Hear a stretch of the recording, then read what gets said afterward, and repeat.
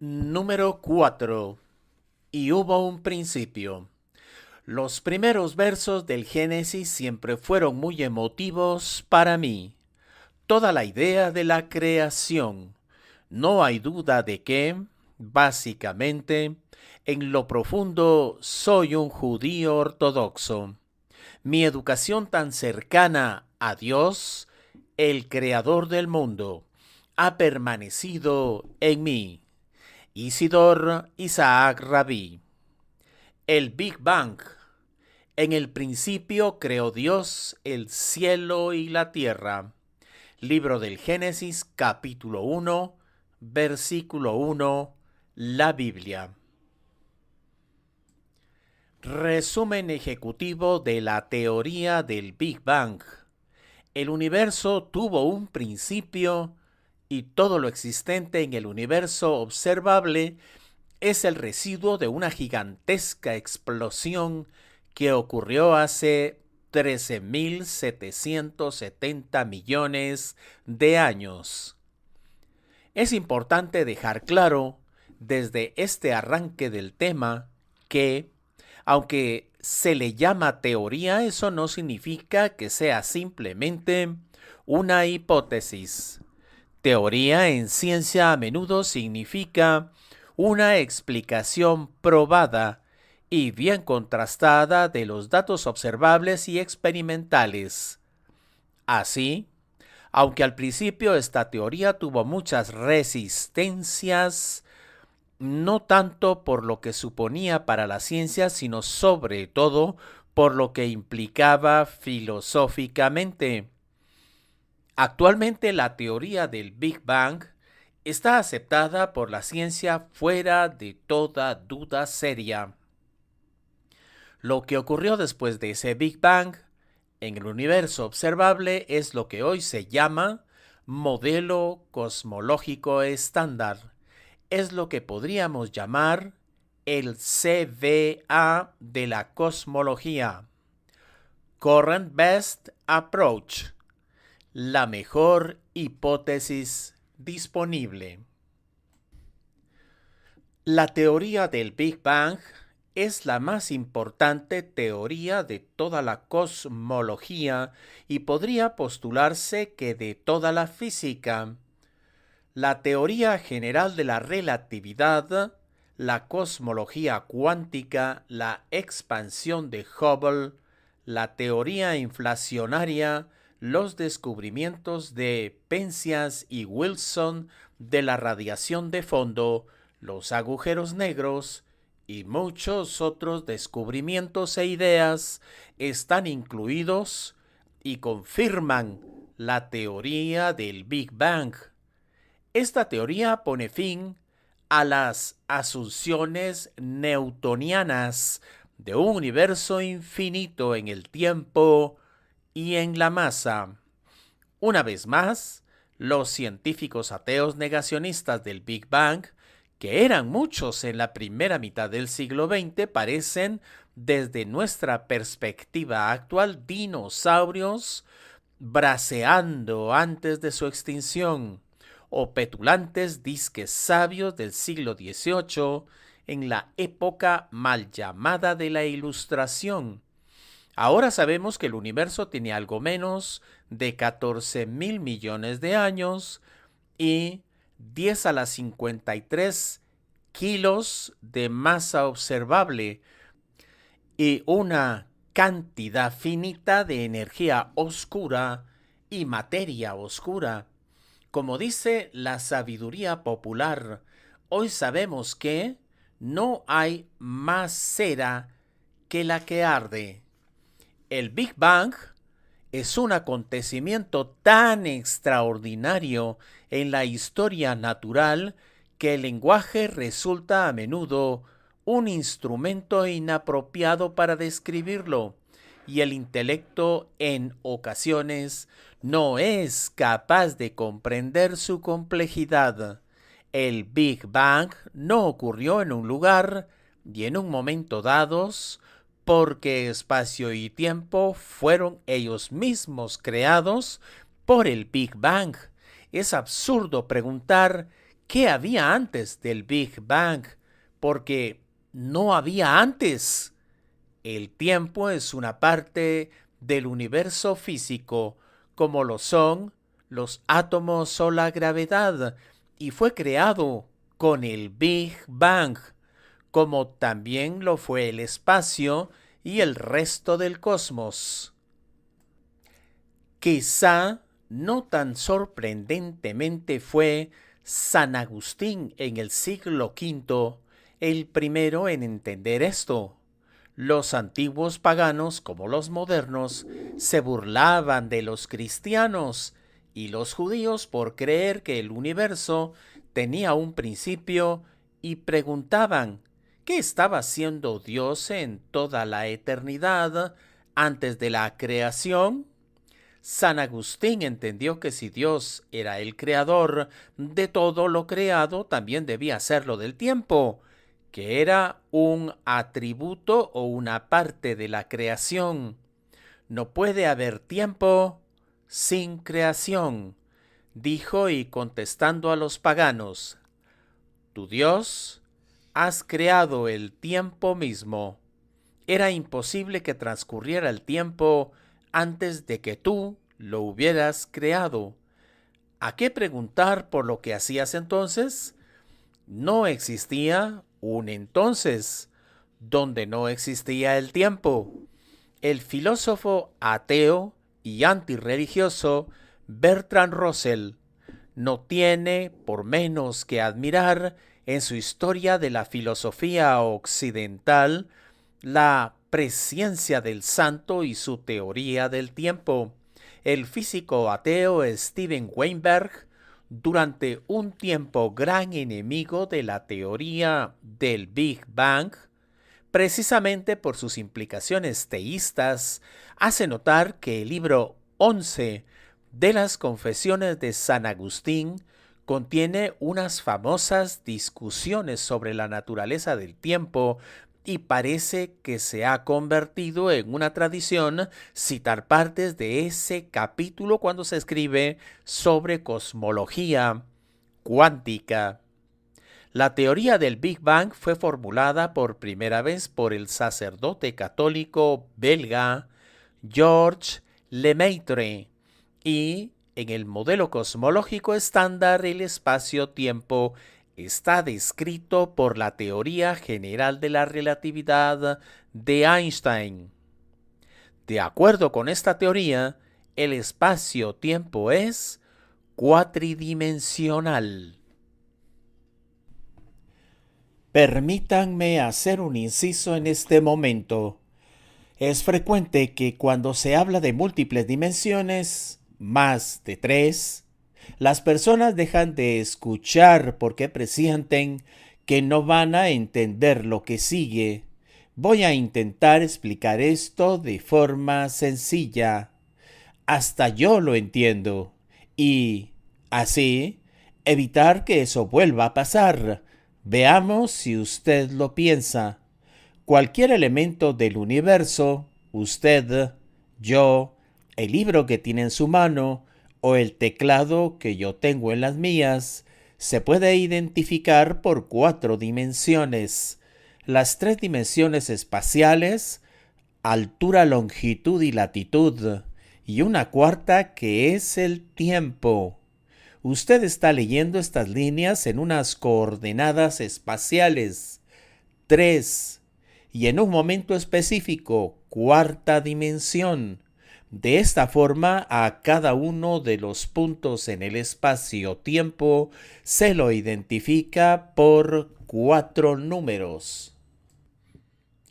Espero que la digresión haya sido útil, pero volvamos al asunto. Lo que nos dice la teoría general de la relatividad es que esa instancia espacio-tiempo cuatridimensional tiene geometría variable, es decir, actúa como un medio elástico, puede estirarse, contraerse, deformarse o vibrar. Imagínese una pelota de goma. Cuando está en situación distendida es esférica, pero si la aprieta la puede deformar. Cuando cesa la presión, la pelota regresa a su geometría original. De igual modo, la geometría del espacio-tiempo es variable. El señor Einstein predijo que, siendo esto así, ello debía afectar el modo en que los objetos materiales se movían a través del espacio-tiempo. Un rayo de luz seguirá una línea recta cuando atraviesa un universo vacío, pero si una gran masa, una estrella, por ejemplo, se interpone en su camino, el rayo de luz se curvará. El señor Einstein predijo que hay una relación entre los objetos materiales y el espacio-tiempo, una relación que va en ambas direcciones. El espacio-tiempo afecta a los objetos materiales cambiando su camino y los objetos materiales afectan al espacio-tiempo cambiando su geometría. Es decir, que el espacio-tiempo se comporta como cualquier otra cosa creada, interactuando con el resto de la creación, tal y como predijo San Agustín.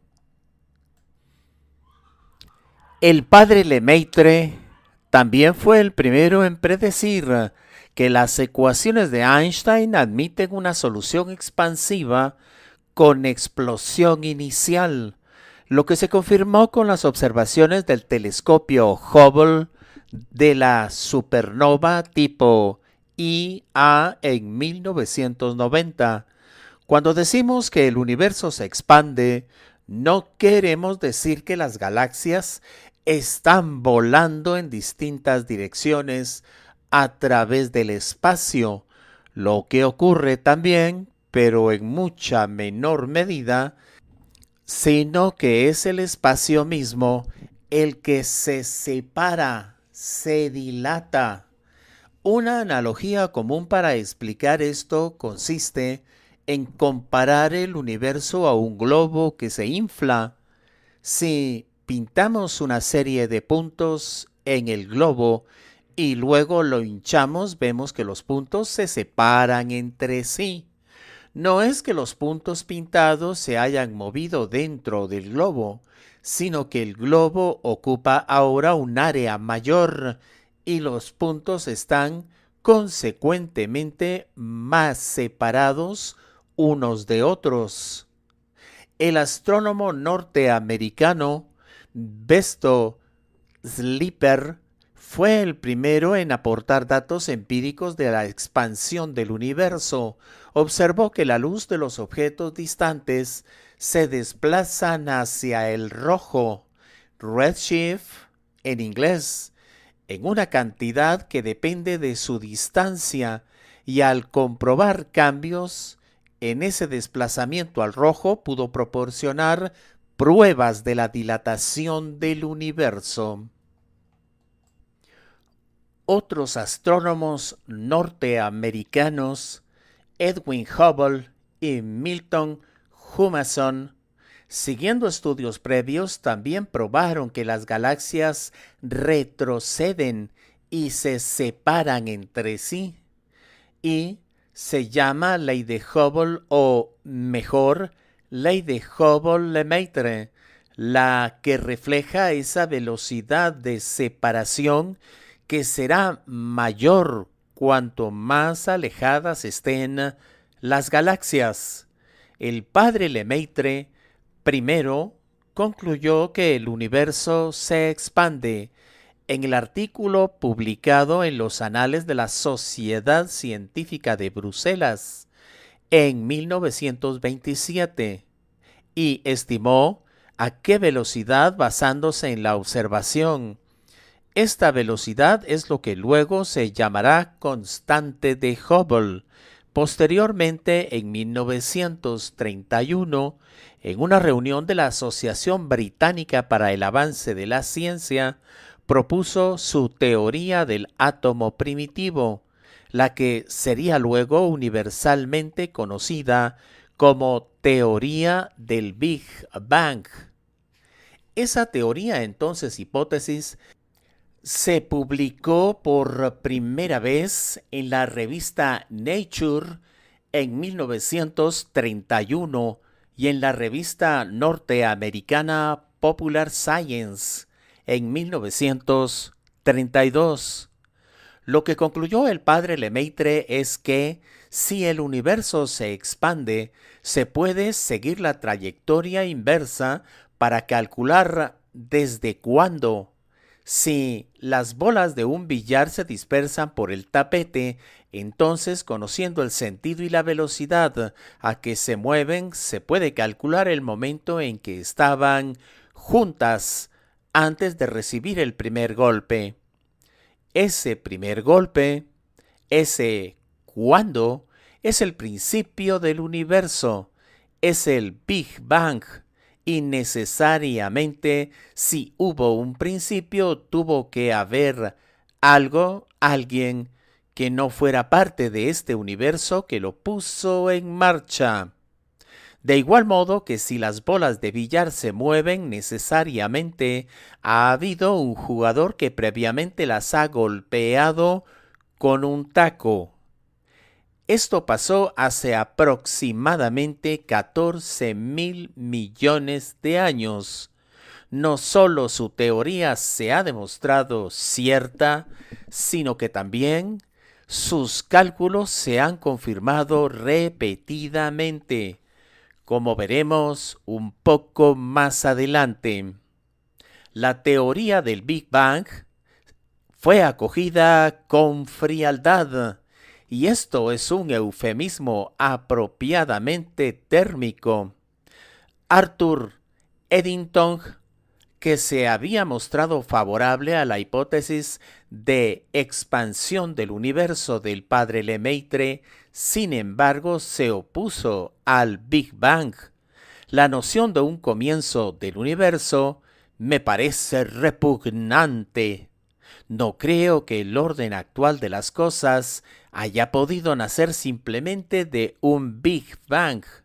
De acuerdo con el propio padre Lemaitre, el señor Einstein le espetó que sus cálculos son correctos, pero su física es abominable. Como veremos más adelante, en realidad era el genial físico alemán quien se había equivocado al considerar la constante cosmológica un invento que añadió a sus fórmulas a fin de que fueran compatibles con el modelo de universo en estado estacionario, lo que luego el señor Einstein llamó el mayor error de su vida. La genialidad del señor Einstein no está solo en sus descubrimientos ni en sus pocos errores, sino en la elegancia con que los admitía. Recientemente se publicó la noticia del hallazgo de la única entrevista en televisión existente con el padre Lemaitre. Hasta ahora teníamos fotografías del descubridor del Big Bang, alguna famosa como en las que aparece en compañía del señor Einstein, pero no teníamos ningún testimonio de video-audio del padre Lemaitre. En la entrevista de 14 de febrero de 1964 con el canal de televisión belga BRT, el padre Lemaitre indica que la expansión del universo en un principio no fue admitida porque hacía necesaria la idea de una creación, y que antes de la teoría de la expansión del universo, hace unos 40 años, en la década de los 20 del siglo XX, esperábamos que el universo fuera estático. En 1948, George Gamow, una vez que había conseguido escapar del paraíso comunista ruso y era profesor de física en la Universidad George Washington, publicó un artículo junto con su alumno Ralph Alper en la revista Physical Review.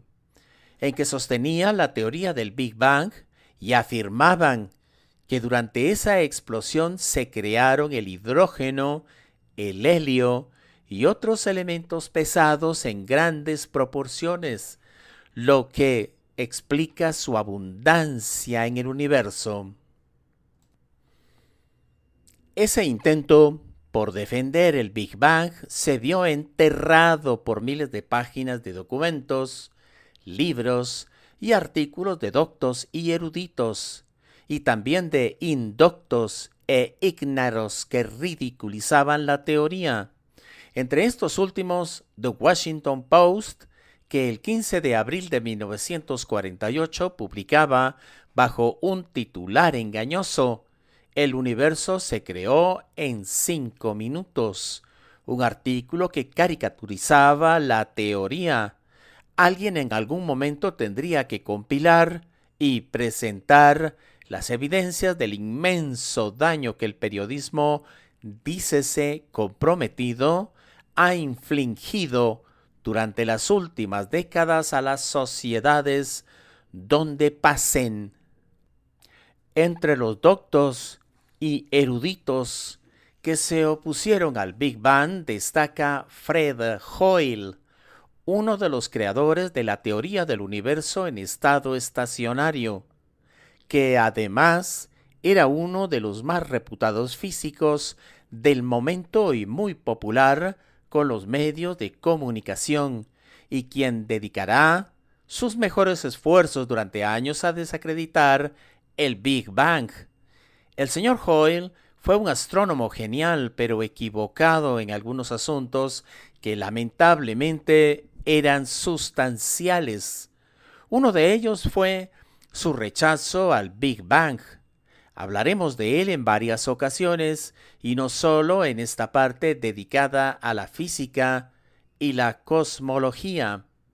También Norwood Russell Hanson, profesor de filosofía de la ciencia de la Universidad de Yale, llamará despreciativamente Big Bangers a los seguidores de la teoría del Big Bang, y Disneyoid Picture, película tipo Disney, a la propia teoría, y George McVitie, eminente astrónomo británico que comparó las dos teorías, Big Bang y estado estacionario, y concluyó que la relatividad general no predice ninguna explosión nuclear, Big Bang o creación instantánea como causa del comienzo de la expansión desde ese momento, y que esas nociones eran debidas a escritores imaginativos. La teoría del Big Bang cayó en el olvido durante los años 40, 50 y parte de los 60 del siglo pasado, bajo la losa de las opiniones de quienes se adherían a lo científicamente correcto y no podían o no querían creer que la física pudiera aportar pruebas del momento de la creación. Pero la realidad es como el iceberg del Titanic. No importa cuánto quieras creer que no está allí, al final o lo asumes o naufragas en las frías aguas del error. Confirmaciones. En esa singularidad, el tiempo y el espacio empezaron a existir. Literalmente nada existió antes de la singularidad. Por lo tanto, si el universo se originó en esa singularidad, tuvo que ser verdaderamente una creación ex nihilo. John Barrow y Frank Tipler. La verdad se fue abriendo paso poco a poco, como frecuentemente hace, para frustración de quienes somos impacientes, pero acabó imponiéndose, como casi siempre hace, para desesperación de quienes no la tienen en gran consideración.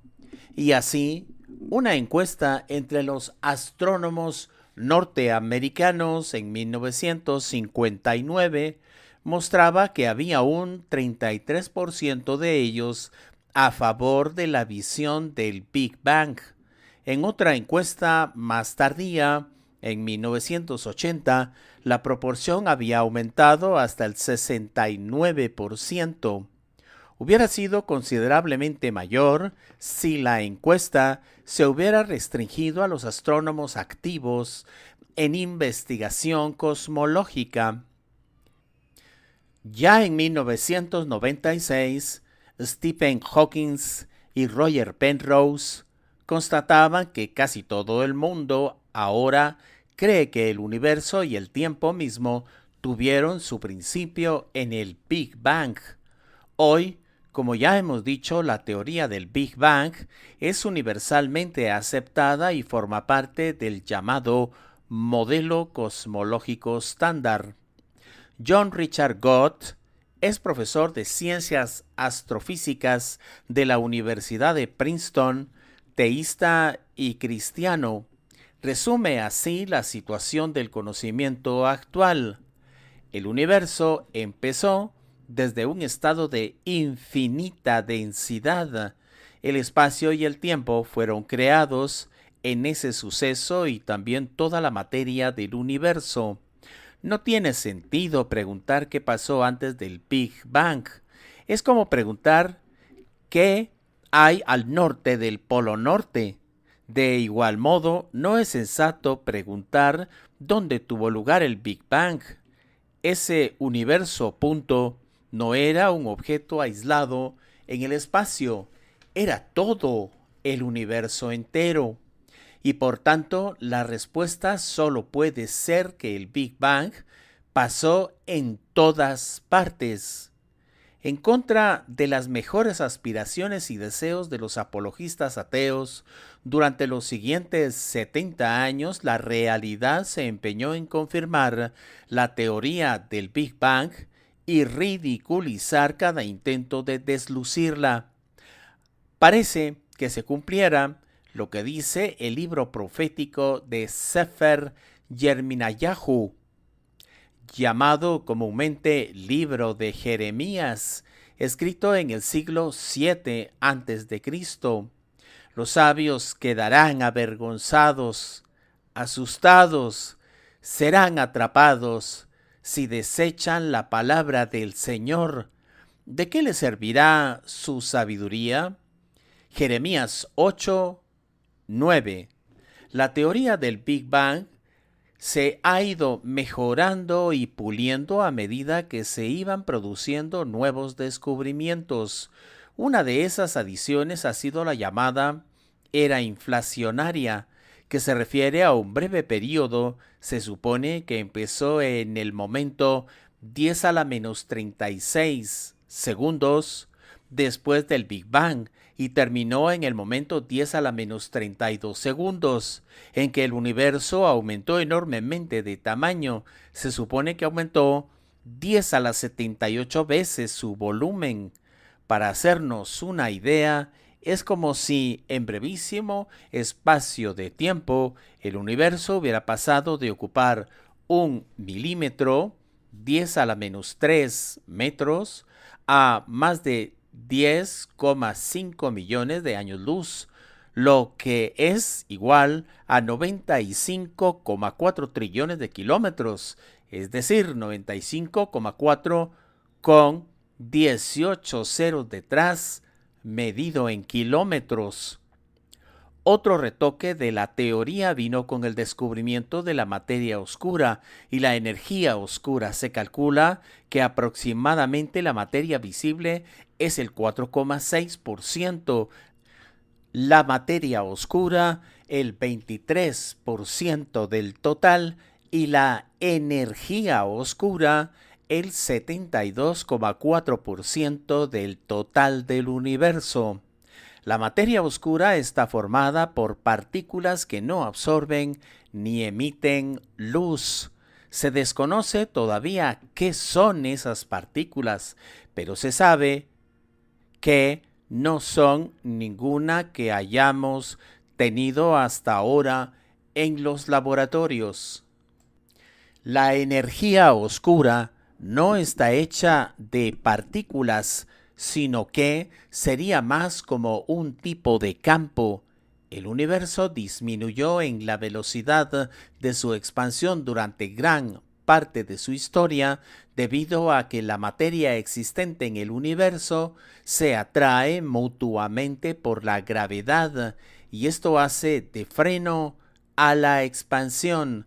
Sin embargo, en 1998 se descubrió que hace varios miles de años la expansión del universo empezó a acelerarse.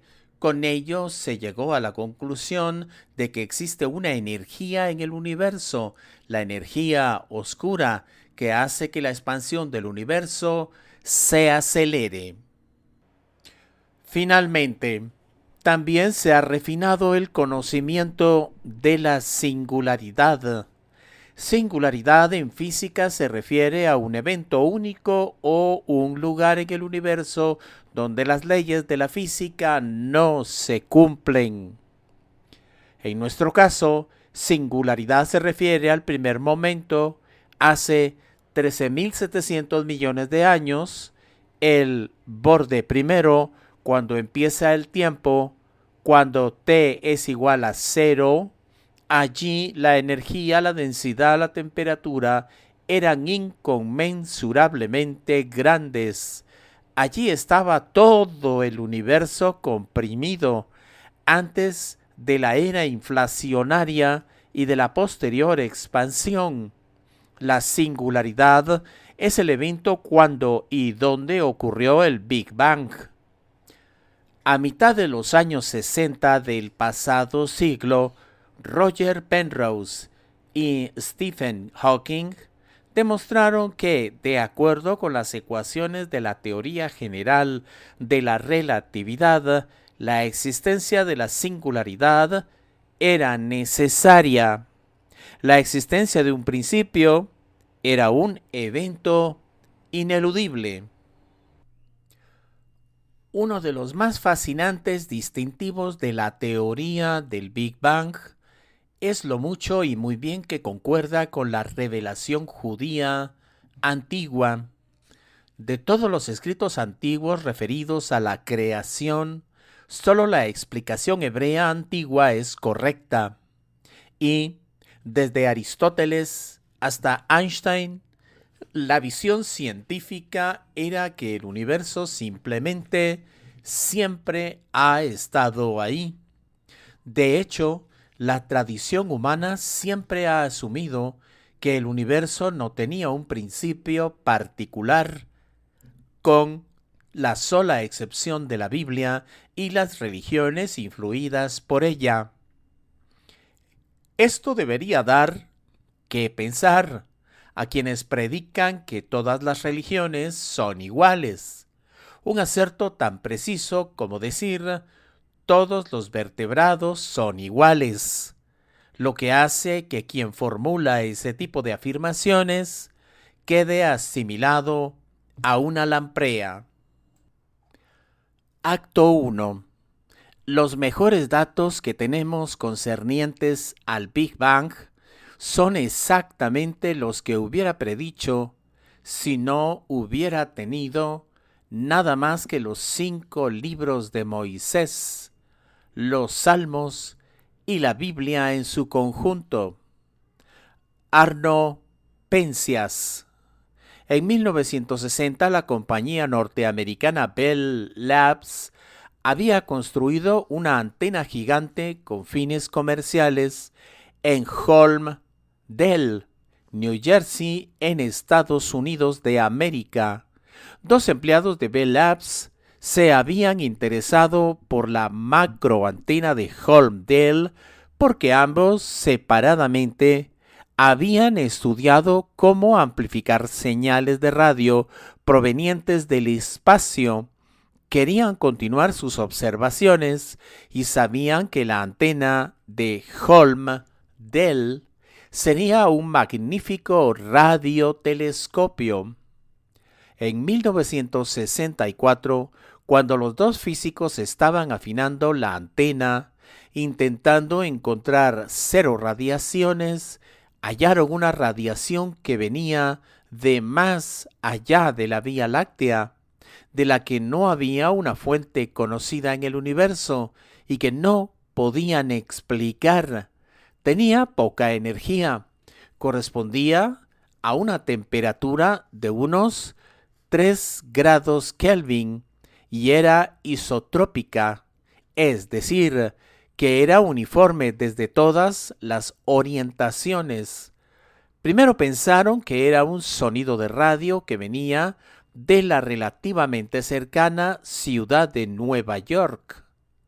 Lo descartaron. Sospecharon que podría provenir de una prueba nuclear realizada en 1962.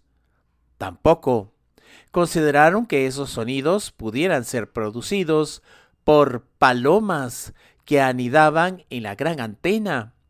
Limpiaron la antena y esa hipótesis también fue descartada, aunque aquellos que encontraron las palomas sucias y desagradables nos sentimos reivindicados, porque de hecho sus deposiciones sí variaban en una pequeña medida los cálculos de radiación.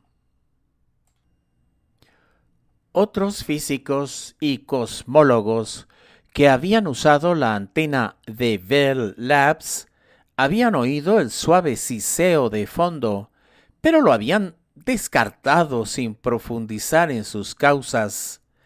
En este caso, los dos astrónomos siguieron buscando la razón de ese susurro que venía del espacio y para el que no encontraban explicación. Estos astrónomos perseverantes eran Arno Penzias y Robert Wilson, quienes recibirán conjuntamente el Premio Nobel de Física en 1978 y llegarán a ser unos de los más famosos astrónomos del siglo XX. Los señores Penzias y Wilson empezaron a pensar que podría haber una razón más profunda para esa radiación de fondo. Entraron en contacto con Robert Dicke, otro astrónomo y físico de la cercana Universidad de Princeton, que había teorizado sobre el hecho de que, de haber habido un Big Bang, necesariamente habría un residuo de la explosión que tendría la forma de radiación de bajo nivel. El padre Lemaitre ya había sugerido que el átomo primitivo podría ser detectado por la existencia de un remanente de radiación, y George Gamow y Ralph Alpher también predijeron que esa radiación residual debía existir todavía e incluso calcularon que debía estar presente en todo el espacio con una temperatura de 5 grados Kelvin.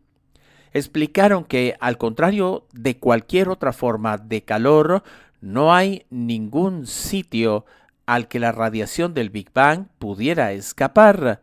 El calor de la calefacción se disipa en el aire, pero el calor del Big Bang no puede salir fuera del universo. En 1965, los señores Penzias y Wilson publicaron los resultados de sus observaciones al tiempo que el señor Dicke publicaba la explicación en lo que desde entonces se llama radiación cósmica de fondo, CMV, por sus siglas en inglés.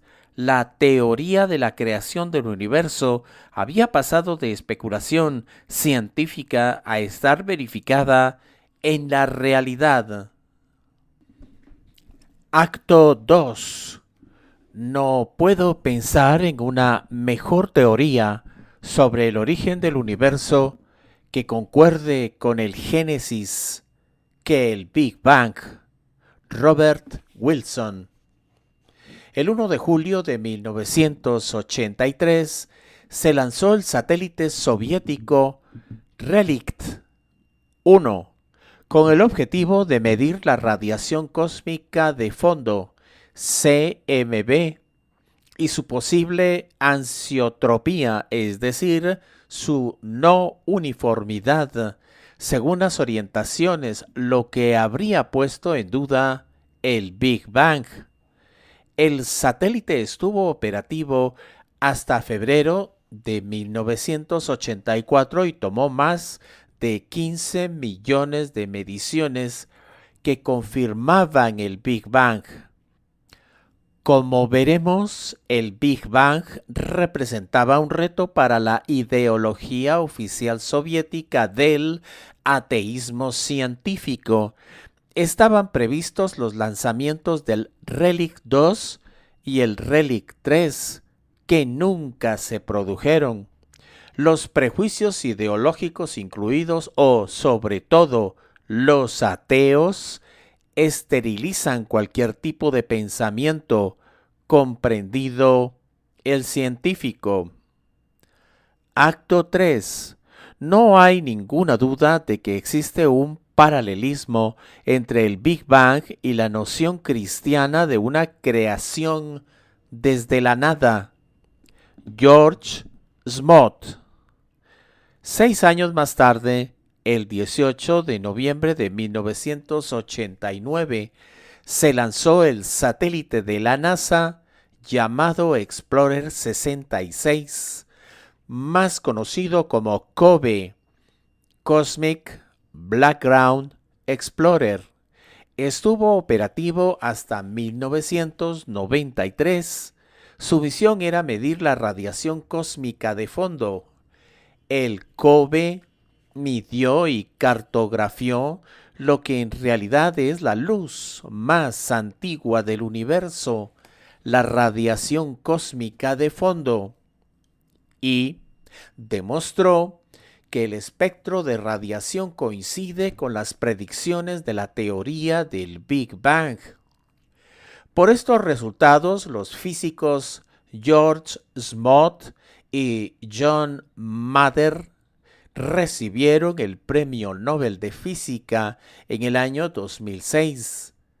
El señor Smoot, cuando fue preguntado por sus observaciones desde el COBE, contestó: «Es como mirar a Dios». La teoría del Big Bang y el momento de la creación quedaban una vez más constatadas empíricamente. Acto 4. El elemento esencial de las explicaciones astronómicas y bíblicas del Génesis es el mismo: la cadena de acontecimientos que llevaron hasta el hombre comenzó de repente y bruscamente, en un momento definido en el tiempo, en un fogonazo de luz y energía. La ley de Hubble es uno de los grandes descubrimientos de la ciencia y es uno de los mayores apoyos de la historia científica del Génesis.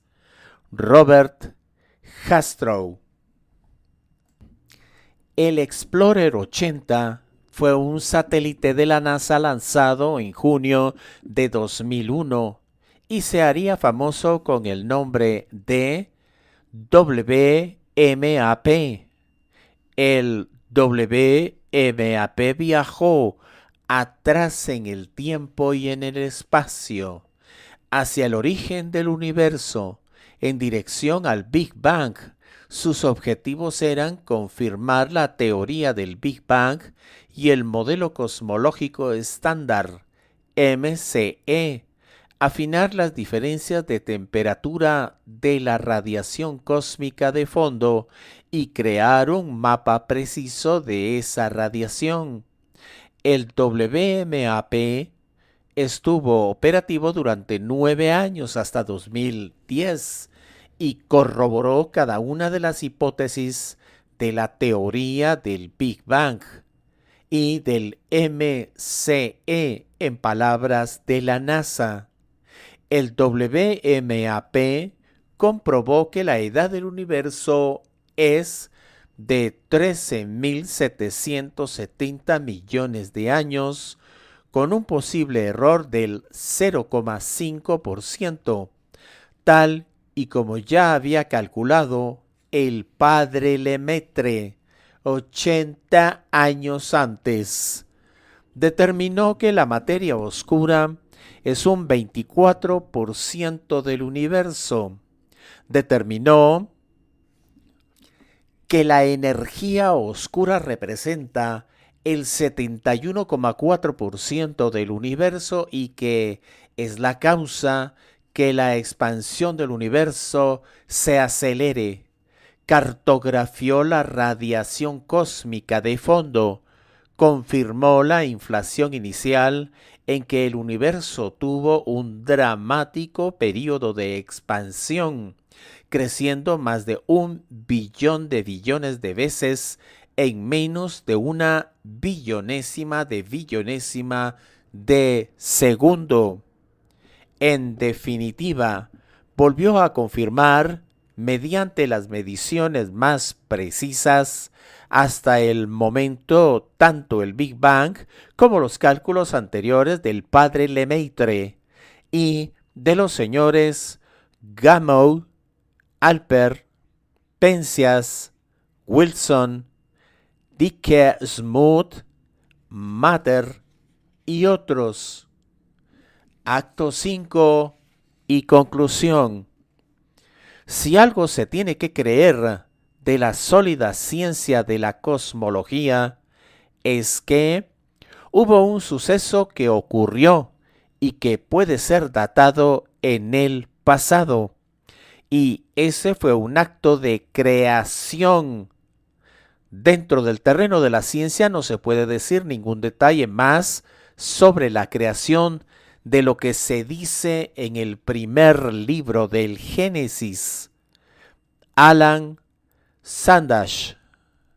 Posteriormente, el Big Bang ha recibido confirmaciones empíricas adicionales, como las mediciones y datos obtenidos en 2015 gracias a los datos del satélite Planck de la Agencia Espacial Europea y del grupo de investigación BICEP-Keck, localizado en el Polo Sur.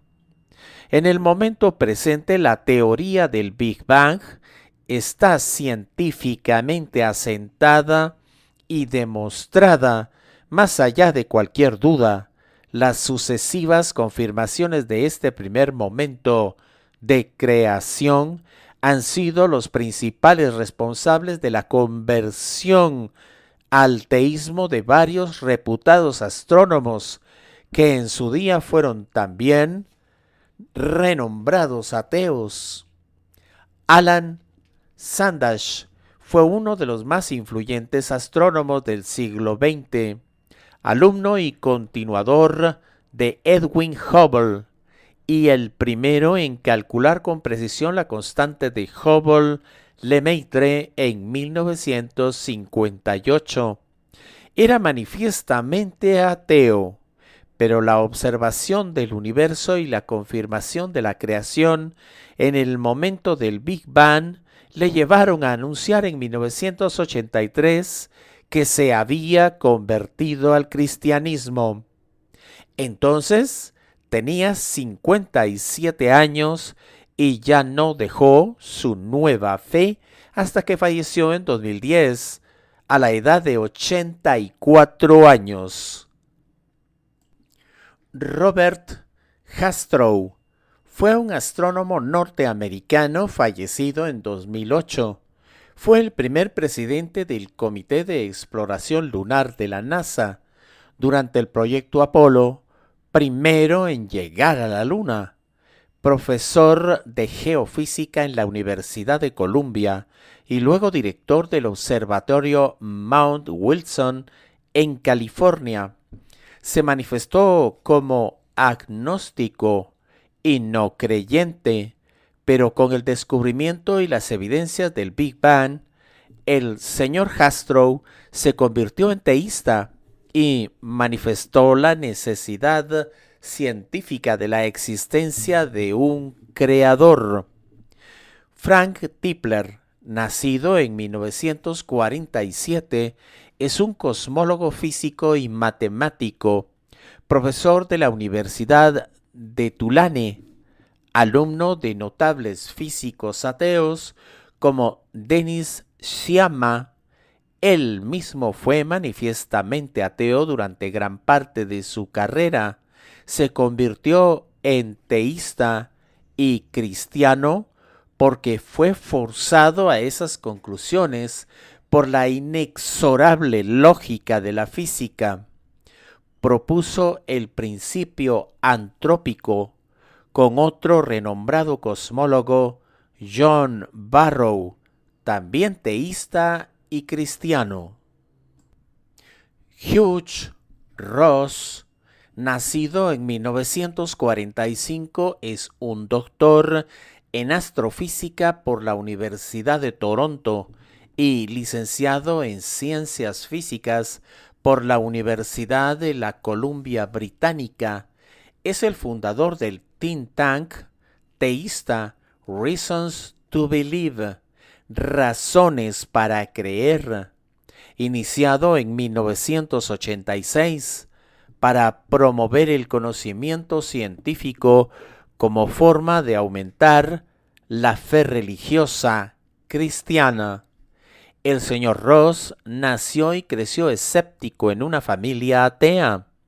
Sus estudios de cosmología supusieron un dilema para su fe atea.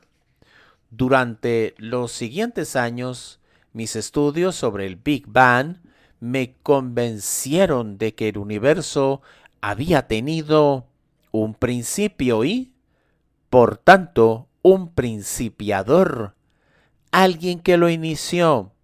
El Big Bang implica un agente causal fuera o más allá del universo.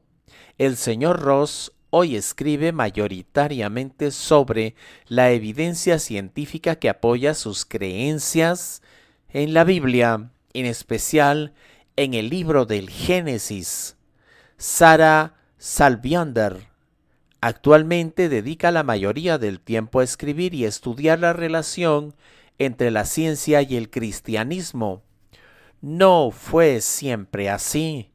La señora Salviander, nacida en Canadá, es doctora en astrofísica y fue investigadora del Departamento de Astronomía de la Universidad de Texas durante 16 años. Según cuenta ella en el documento My Testimony, publicado en 2015, la señora Salviander pasó del más crudo ateísmo heredado. Sus padres fueron socialistas y activistas políticos y también ateos, aunque preferían llamarse agnósticos, al teísmo y finalmente al cristianismo, y ello debido a sus conocimientos cosmológicos avanzados y la comprensión de cómo todo ello demandaba la existencia de un creador. El Big Bang es exactamente eso, una inmensa explosión que ha hecho añicos la ciencia decimonónica anclada en el positivismo ateo. Como hemos visto, hubo muchos intentos por evitar que se diera a conocer, por lo que ello representaba para las creencias de los descreídos, pero una vez que consiguió establecerse y ser reconocido, la estrategia de los escépticos consistió en lanzar cortinas de humo y crear confusión, a fin de soslayar, esquivar y finalmente evitar tener que reconocer las consecuencias lógicas y científicas del Big Bang. Todo esto lo veremos en los próximos capítulos. En esto, los fanáticos ateos recuerdan a los niños que se tapan las orejas en los patios de colegio mientras repiten: grita mucho que no te oigo. pretendiendo ignorar y esperando infructuosamente que desaparezcan las trazas de la mayor explosión de la historia del universo. En palabras de Arno Penzias, la astronomía nos lleva a un evento único, un universo que ha sido creado de la nada, uno con el muy delicado balance necesario para proveer exactamente las condiciones necesarias para permitir la vida, y uno que tiene un, diríamos, subyacente plan sobrenatural. Ironías. Cuando empecé mi carrera como cosmólogo, hace unos 20 años, era un convencido ateo. Nunca, ni en mis sueños más locos, imaginé que un día estaría escribiendo un libro afirmando y mostrando que las afirmaciones centrales de la teología judeocristiana son de hecho ciertas, que esas afirmaciones son deducciones directas de las leyes de la física tal y como la entendemos ahora. He sido forzado a admitir estas conclusiones por la lógica inexorable de mi propia especial área de física. Frank Tipler. La providencia parece decidida a mostrarnos su inspirado sentido del humor con las anécdotas que rodean el descubrimiento y la teoría del Big Bang. Si la ironía es un indicio de inteligencia, hay numerosos acontecimientos en esta historia que muestran la agudeza de la mejor ironía. Empecemos por el nombre Big Bang, tan descriptivo y tan memorable que sin duda ha hecho que esta sea una de las teorías científicas más recordadas y citadas. Una búsqueda de Google de las palabras Big Bang y Universe produce 56,6 millones de resultados. Hasta 2012 se habían publicado más de 1,200 documentos científicos que incluían las palabras Big Bang en su título, y hasta esa fecha solo en las revistas Nature y Science habían aparecido casi 2,500 artículos que hacían referencia al Big Bang. Un éxito. Sin embargo, el padre Lemaitre había llamado a lo que entonces era una hipótesis con el mucho menos sexy nombre de el átomo primitivo en el momento de la creación. En su libro publicado en francés y en español en 1946, con el mismo título, La hipótesis del átomo primitivo, definitivamente, el buen padre era un gran científico, pero un pésimo publicista. Lo irónico es que quien otorgó a la teoría el nombre por el que es universalmente conocida hoy fue su gran opositor durante décadas, Fred Hoyle, de quien hablaremos en varias ocasiones en este libro y no solo en esta parte. El señor Hoyle, reconocido ateo, era uno de los fundadores de la teoría del steady state, estado estacionario, para el universo, que proponía un universo sin variaciones, eterno en el pasado y en el futuro. El 28 de marzo de 1949, en una entrevista en la radio BBC inglesa, el señor Hoyle mencionó por primera vez Big Bang, de forma posiblemente peyorativa y enfatizando que la hipótesis de que toda la materia del universo fue creada en un Big Bang, en un momento particular en el pasado remoto, era irracional y extraña a la ciencia. Es también irónico lo frecuentemente que los gurús de la ciencia se atribuyen la capacidad para determinar lo que es científico, sus propias teorías, y lo que no, las de los demás. Otra ironía. Robert Wilson, uno de los descubridores de la radiación cósmica de fondo, que confirmó el Big Bang, fue antiguo estudiante de Fred Hoyle y era un convencido seguidor de la teoría de un universo en estado estacionario, hasta que los datos de la radiación cósmica de fondo le obligaron a aceptar la realidad del Big Bang. Otra ironía que siempre me hace sonreír cuando la recuerdo o la refiero.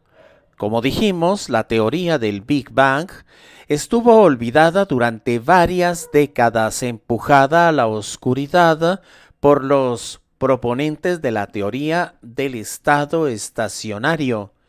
El padre Lemaitre había formulado por primera vez lo que luego se llamaría la ley de Hubble, que incluía la llamada constante de Hubble, o H, y sin embargo vio que ese descubrimiento se le atribuía al señor Hubble, que había publicado sus cálculos un par de años después de él.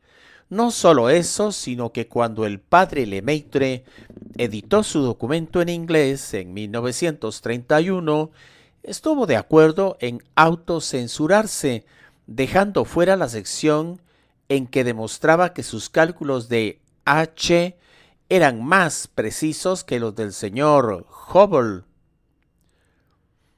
Aunque había sido reconocido como el gran científico que era por algunos, y dentro de la Iglesia Católica, fue nombrado miembro de la Academia Pontificia de la Ciencia, también había visto que su teoría del átomo primitivo había sido ridiculizada y no tomada en cuenta. A pesar de todo ello, sus biógrafos nos cuentan que el padre Lemaitre era un hombre divertido, agudo y bromista, y haciendo honor a sus orígenes latinos, era buen comilón y siempre apreciativo de un buen vino, lo que produjo que su presencia se expandiera con el tiempo, igual que el universo según sus observaciones. En diciembre de 1964, el padre Lemaitre sufrió un infarto y el 20 de junio de 1966 falleció a la edad de 71 años en Lovaina, Bélgica. Pero poco antes de morir, conoció la noticia del descubrimiento de Arno Penzias y Robert Wilson, que había revelado al mundo la existencia de la radiación cósmica de fondo, que corroboraba su teoría del átomo primitivo. El Big Bang estaba confirmado por la evidencia. El padre Lemaitre se fue a la casa del padre, como suelen decir los católicos, sabiendo que la obra de su vida había sido reivindicada. El señor Einstein, como la mayor parte de los físicos de su generación, pensaba que el universo no había tenido un principio, que no tendría un final, que era infinito y que presentaba un estado estacionario. Sin embargo, los cálculos de su famosa teoría de la relatividad sugerían que el universo debía estar en expansión. Es irónico observar cómo incluso para uno de los hombres más brillantes de la ciencia, el paradigma de lo científicamente correcto se impuso a sus propias deducciones. Así que el señor Einstein produjo un ajuste matemático, la llamada constante gravitacional, también llamada el amaño de Einstein, a fin de acomodar sus cálculos a la teoría del estado estacionario, es decir, que usó una artimaña para hacer que todo cuadrara, algo que sin duda es poco loable. Si usted no ha hecho trampas nunca, le manifiesto desde aquí mi admiración por su rectitud o su mala memoria. Pero para el resto de nosotros y por algún estúpido motivo, resulta un consuelo que el señor Einstein también las hiciera. Alexander Friedman, de quien ya hemos hablado y que en justicia debe ser considerado co-descubridor del Big Bang, era entonces un joven e ignoto cosmólogo ruso. Se apercibió del error del señor Einstein y le envió un artículo en que presentaba su teoría de un universo en expansión y por tanto el error en la constante gravitacional.